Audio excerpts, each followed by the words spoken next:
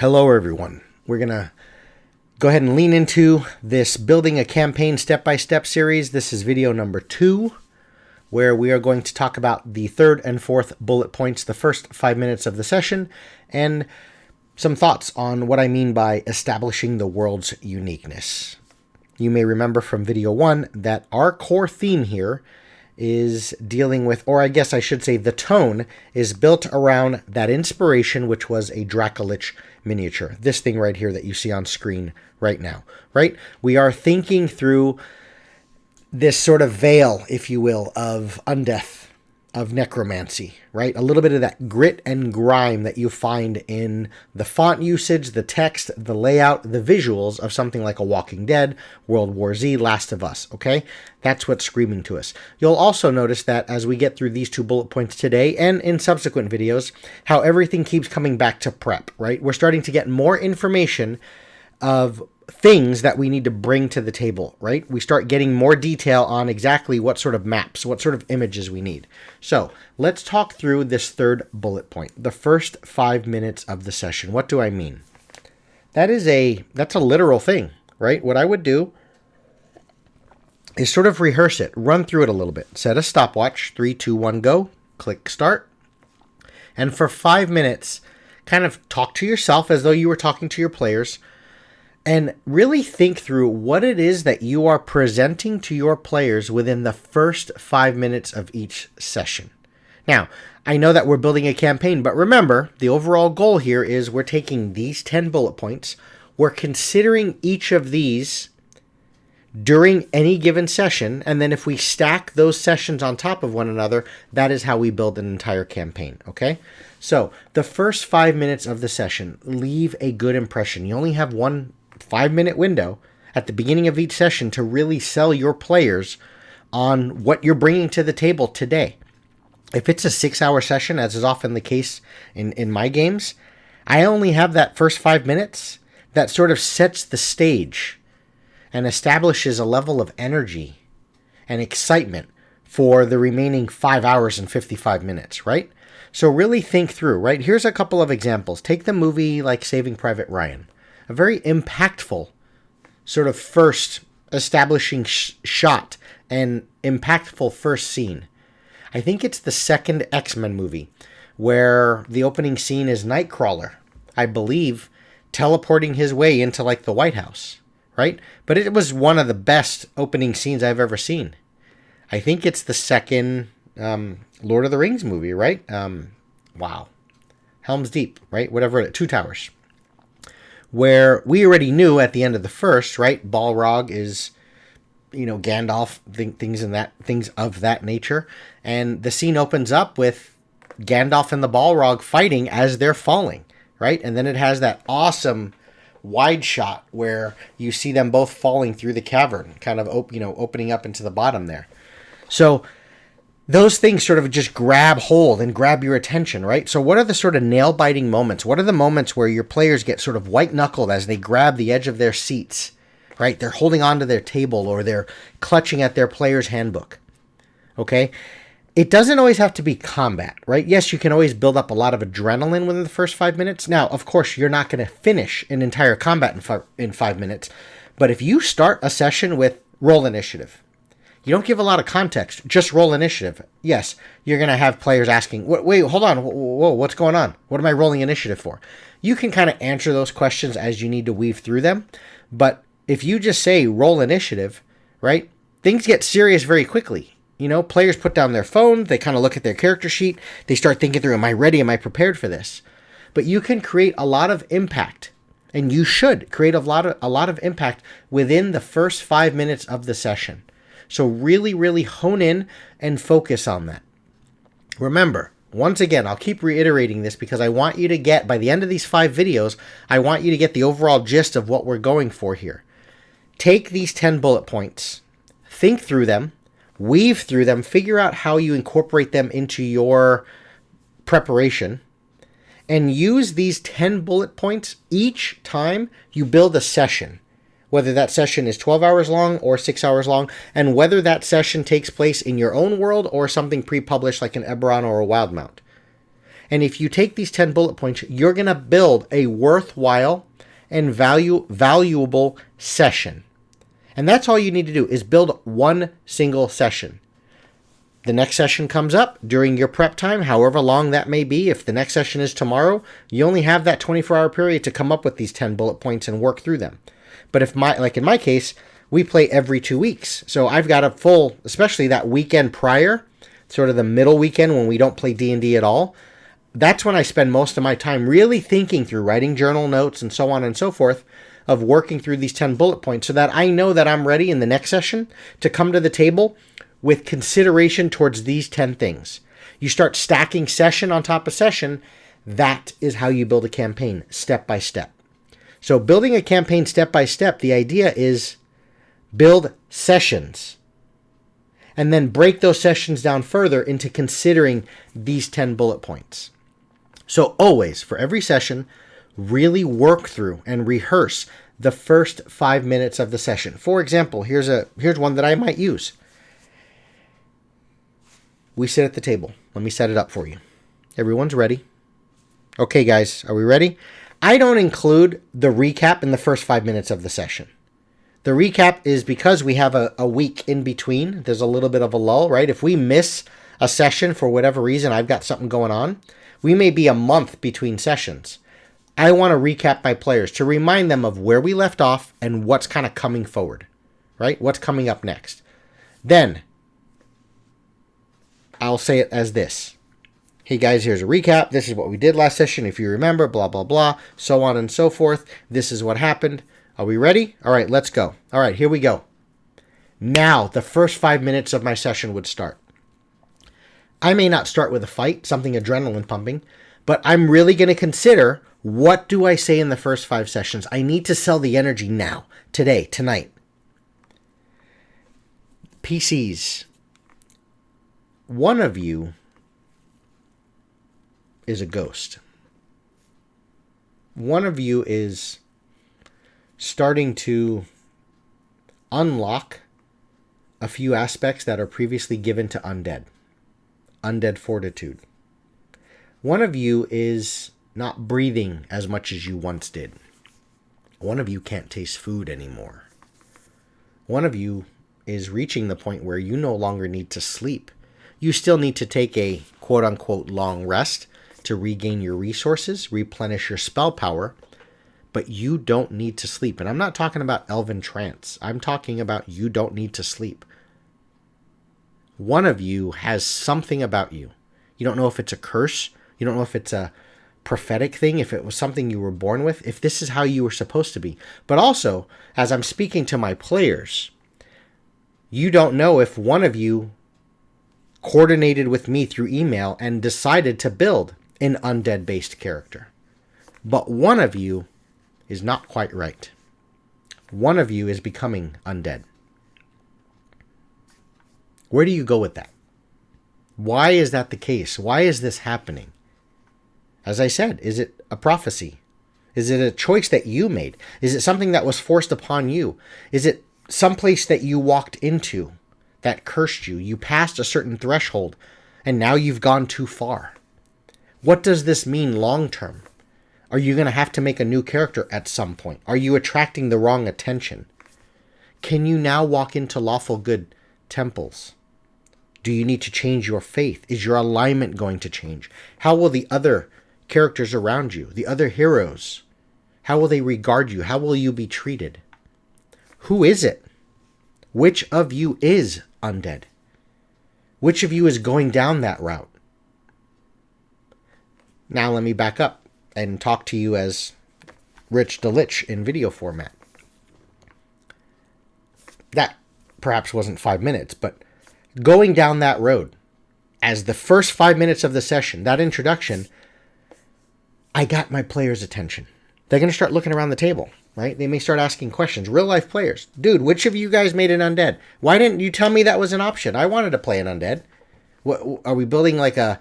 Is that just a background thing, like the Hollowed One from Curse of Strahd, or something like the Dampier?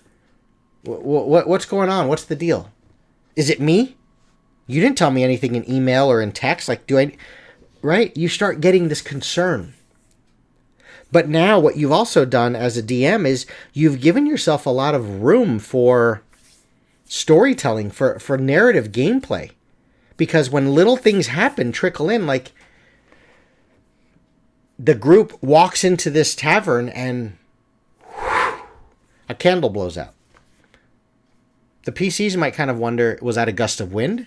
They may not even paid attention to the candle previously. But now that that happens, they might be wondering, which of you guys extinguishes flame and light as you walk? Is that some sort of a, like, what are the clues so we can kind of pinpoint which of us has it? You've changed the direction of the game a little bit, but you've given yourself as the DM some freedom, some things to plan on now. Because the PCs might say, you know what we're going to do? We're going to find a temple. Regardless of what our agenda or our quest was, whenever we reach some sort of a city or a place that has at least at minimum a shrine, we need to get some like high priests, right? We need to get some real knowledgeable folk that deal with undeath or necromancy and say, hey, can you do kind of a quick once over, a pass, top to bottom on each of us and figure out if we're sort of exuding this sort of undead energy, right? The PCs are going to want to investigate this further. And that's all because you established, I mean, notice how you've almost built the remainder of the session off of that first 5 minutes. Now, it doesn't need to be something like this, right? Where I just presented that one of the PCs is going down the road of being undead, which will allow me to kind of springboard and launch off of that for the remainder of the session and perhaps multiple sessions. You might have an impactful first 5 minutes where it's just sort of an adrenaline pumping combat, right? Or they come upon a scene of just carnage and there's one survivor, of course, you know, the tried and true, right? He hands them a scroll and he's like, in his dying words, he says, get this to the nearby king. And he dies, you know, but just regardless of where you go with it and what you think through, really focus on the first 5 minutes of the session. That is how you can establish and set the tone. Okay?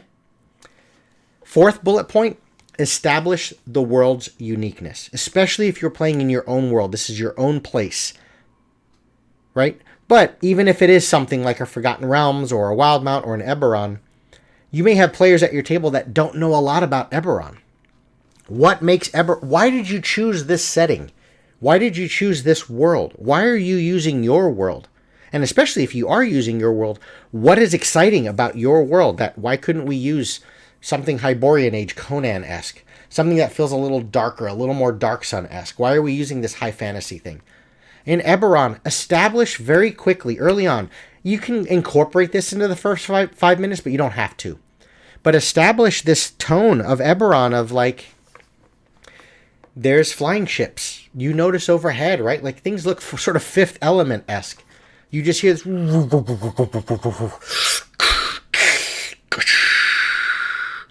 as this large subway almost, this train pulls in to this dock. And boom, a flood of all manner of races and ancestries and classes. And it looks like there's, you know, circus performers. And you've got a guy coming off this tram and he's juggling torches. And then you have another guy who's kind of peddling his wares and opening up his trench coat. And you notice there's vials and trinkets and baubles. And then you have this gnomish looking group where they're really short and they've got like kind of, you know, balding at the top and very Einstein hair on the sides. And they look like these mad, crazy wizards and inventors. And you notice that he has this, you know, and now you're selling them on artificers. And there's like this robo-mastiff following him. And then you have this gigantic thing that probably came from Drome or something. Excuse me, you know, but just start selling them on the feel of the world. But also remember, lean into your inspiration. We're talking undead.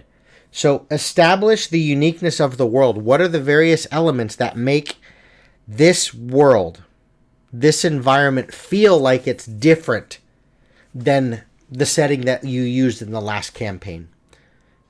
Build into the excitement of this world. What makes it tick? If it's a world of frost and Viking-esque and cold, Combining that with leaning into your inspiration of this macabre, this undead, this necromancy, you might say it's sort of like the White Walker type of stuff from Game of Thrones, right? Is not only do you have these skeletons roaming around that you see everywhere along your journey to this village. You're supposed to meet someone in a village. But along the journey, you see these husks of people heavily clad in fur and wool and like bear furs, but maybe it's not even bear furs. Maybe it's, you're not even sure what beast that is, but they've taken the pelt and the hide off of some beast and they've just draped their body, and it just looks like they're hunched over like they can't hold the load of 15 pounds of fur and cloth. But they need this as just this biting cold, and you can tell there's a portal to the plane of ice open somewhere, right? And this is your world. It's called Frost Realm. And you want to sell your PCs on that, the essence of that world, the uniqueness of it, of everything is just frozen. Everything is preserved, right? But then you've also got these ancient areas or areas up north that hold, sort of like things encased in ice. So it's sort of preserving time and history. But that's the essence of your world. You're trying to sell them on the things that make this world unique. Everything is super cold. Beyond just environmental hazards that's in the DMG that talks about extreme cold. We're talking beyond that. Out there are these little flashes, like just bubbles of, and you can see them out in the sky. They sort of replace the suns and the moons and the clouds. And these things are little pockets of the plane of ice that, and wherever those are, that's inhospitable, kill you on sight cold.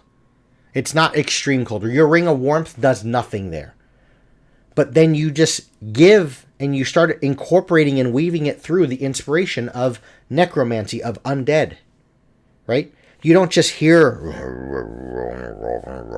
the chants of necromantic ritual, right? The wizard in your party, they may not be a necromancer specialist or a necromancy specialist, but they know, right? They're an evocation specialist, but they know necromancy, school of magic when they hear it.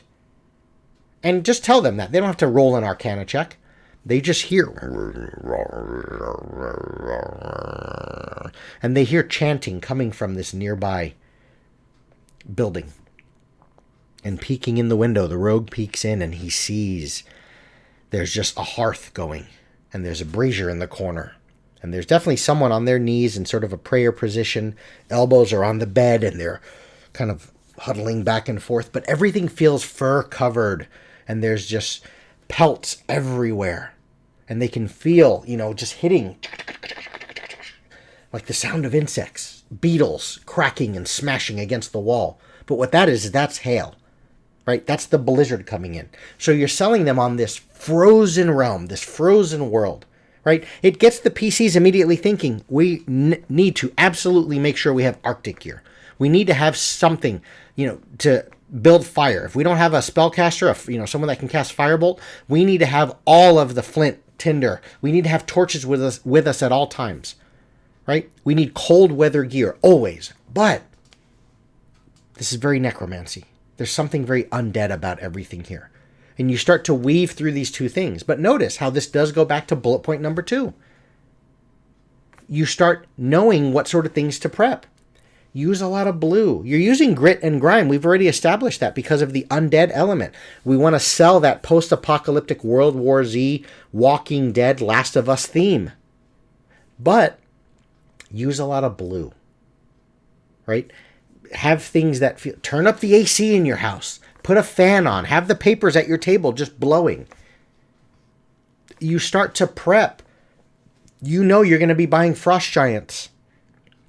Yeti. Abominations. Abominable Snowman or whatever it may be. Remoraz, right? Things that thrive in the frost and the chill. Even if you don't use those miniatures, put them on the table as little props. Like a little diorama of just ice, of frost. You're establishing the world's uniqueness. You're reminding the players very quickly, this is certainly not Avernus. And obviously you can extrapolate from that and figure it out if your world is swamp. If your world is floating, put little cloud giants. You know, buy some cloud giant miniatures. Have just some pictures of cloud giants. Just set them on the table. Build a map that has an established boundary, you know, of showing a continent, a shape, a mass of land, but everything around it is just blue and sky. Sell them on the uniqueness of your world, but weave it through your inspiration. Remember, your inspiration can change session to session, but the uniqueness of your world, that's going to persist. So if your world is the Frost Realm and you've invented this yourself and everything is very Viking, Nordic, Norse inspired with the gods and everything, but everything is always just cold and frozen, sell that all the time through props, through the real physical environment, but just keep selling that. Like how much prime real estate and how important fire is, because that's what's going to keep you warm. Okay? But notice with that first 5 minutes of the session, how everything weaves in. I was talking about one of the players may be undead. You maybe start to explain that one of you, I'm not going to say who, one of you just doesn't feel the cold as much as you once did. You just don't feel that on your flesh because you're losing flesh. And yet I think you're starting to see how you start thinking through these things. They most importantly all fish or feed into the second one, which is prep. They start giving you things, tangible things that you can start bringing to the table as you start to work through these bullet points. So there's the two. First 5 minutes of the session, how important that is. And the fourth one, establish the world's uniqueness. Remember, you can interchange and weave through the order of what's important, but I think by the end of video 5, when you get through all 10 of these, you'll know, and you'll be able to chunk through the prep, and you'll have some really good meat that you can chew on and bring to your table session after session. So there it is for today's video, video number 2. I'll see you guys next time.